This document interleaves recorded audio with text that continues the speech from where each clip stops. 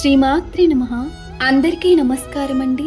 లలితా సహస్రనామంలో 97వ శ్లోకం. వజ్రేశ్వరి వామదేవి వయోవస్థా వివర్జిత సిద్ధేశ్వరి సిద్ధ విద్య సిద్ధమాత యశస్విని. భావం: వజ్రేశ్వరి నామం గల ఒక అతి రహస్య శక్తి, అందముగానున్న దేవత, వయస్సు యొక్క ప్రభావం గాని అవస్థా ప్రభావం గాని లేనిది, సిద్ధులకు అధికారిని, సిద్ధిని ప్రసాదించు విద్యారూపిణి, సిద్ధులకు తల్లి, సిద్ధులను కొలుచున్నది, యశస్సంపన్నురాలు అనగా కీర్తిమంతురాలు. ఒక్క క్షణం ఊహించండి. ఒకసారి ఒక భక్తుడు అమ్మవారిని అడిగాడు, అమ్మా, ఈ ప్రపంచంలో మంచి ఉంది, చెడు కూడా ఉంది, సుఖముంది, దుఃఖం కూడా ఉంది, ఇవన్నీ ఎందుకు? అప్పుడు అమ్మవారు చిరునవ్వుతో చెప్పారు, బిడ్డా, జీవితాన్ని పూర్తిగా అర్థం చేసుకోవాలంటే రెండు వైపుల్ని చూడాలి.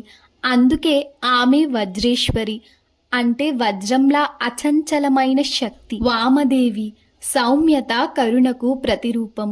వయోవస్థా వివర్జిత, కాలానికి అతీతమైనది. సిద్ధేశ్వరి సాధన చేసిన వారికి జ్ఞానాన్ని ప్రసాదించేది. సిద్ధ విద్య విముక్తికి దారి చూపే జ్ఞానం.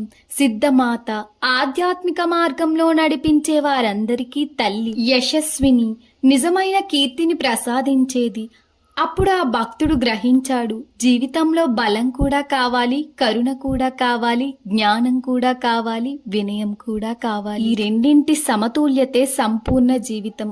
అదే అమ్మవారి బోధ. ఈ శ్లోకం చెప్పే సందేశం వజ్రంలా బలంగా ఉండాలి, కానీ హృదయం మాత్రం కరుణతో నిండి ఉండాలి.